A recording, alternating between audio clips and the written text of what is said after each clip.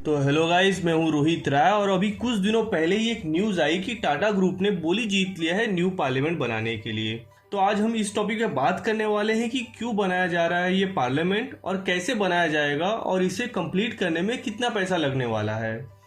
तो new parliament में बात करने से पहले थोड़ा जान लेते हैं हमारे करंट पार्लियामेंट के इतिहास के बारे में। तो सन 1900 में अंग्रेजों का शासन भारत पर बिना किसी परेशानी से चल रहा था, लेकिन भारत के लोगों में अंदर ही अंदर विद्रोह की भावना जागने लगी थी। और उस समय ब्रिटिश ऑफिसर बंगाल से ही पूरे भारत को कंट्रोल करते थे। उस समय के बंगाल में बिहार, उड़ीसा और आज का बांग्लादेश शामिल था, तो इस हिसाब से बंगाल प्रेसिडेंसी बाकी सबसे बड़ी थी। और इसीलिए 1905 में अंग्रेजों ने बंगाल का विभाजन करने का फैसला लिया, जिससे बंगाल में हिंदू और मुस्लिमों में काफी दूरियां आ गई। और 1905 से 1911 के बीच में बहुत सारे हिंदू मुस्लिम दंगे हुए और साथ ही साथ बंगाल में अंग्रेजों के खिलाफ आंदोलन होने लगा। अब ब्रिटिश हुकूमत समझ गई थी कि हालात उनके काबू में नहीं है, इसलिए 1911 में अंग्रेज महाराज जॉर्ज पंचम ने बंगाल विभाजन का प्रस्ताव वापस ले लिया और भारत की राजधानी कोलकाता से हटा के दिल्ली में स्थापित करने का फैसला भी लिया। और इसकी रूपरेखा तैयार करने की जिम्मेदारी दी गई उस समय के main British architects Edwin Lutyens और हर्बर्ट बेकर को। लेकिन इसी बीच वर्ल्ड वॉर 1 स्टार्ट हो गया था 1914 से 1918 के बीच में, इसलिए इस दौरान निर्माण काम उतना जोर शोर से नहीं हुआ और 1931 तक न्यू दिल्ली का निर्माण हो गया। और उस समय न्यू दिल्ली को लुटियंस दिल्ली भी कहा जाता था।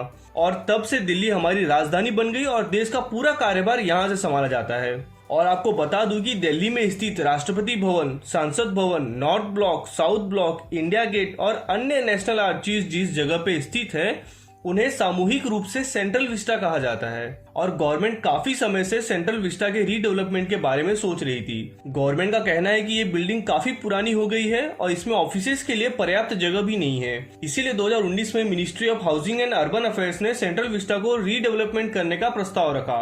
और इस सेंट्रल विस्टा रीडेवलपमेंट प्रोजेक्ट के लिए लागत आने वाली है 20,000 करोड़ रुपए की। और सेंट्रल विस्टा रीडेवलपमेंट प्रोजेक्ट के तहत अगस्त में सरकार ने कंपनियों को इन्वाइट किया था न्यू पार्लियामेंट के निर्माण हेतु बिड करने के लिए, यानी बोली लगाने के लिए इनवाइट किया था, जिसमें ITD Cementation India limited, Shapoorji Pallonji and company private limited, L and T limited, NCC limited, PSP project limited, Tata groups और यूपी राजकीय निर्माण निगम लिमिटेड, इन 7 कंपनियों ने बिड किया।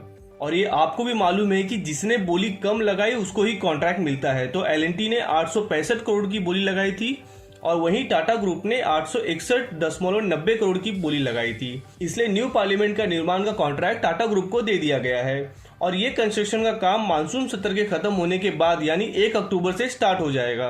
और आपको बता दूं कि HCP डिजाइन नाम की गुजराती कंपनी ने ऑलरेडी इस प्रोजेक्ट को डिजाइन करने का बिड जीत लिया है। HCP डिजाइन कंपनी के हेड हैं डॉक्टर बिमल पटेल, जिन्होंने Sabarmati river front development project, Mumbai port complex और काशी विश्वनाथ रीडेवलपमेंट जैसे प्रोजेक्ट पे ऑलरेडी काम किया है।